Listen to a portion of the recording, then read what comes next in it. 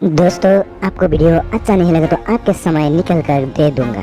Guys, प्राकृतिक तेल खांसी और सर्दी के लिए बहुत ही अच्छा है।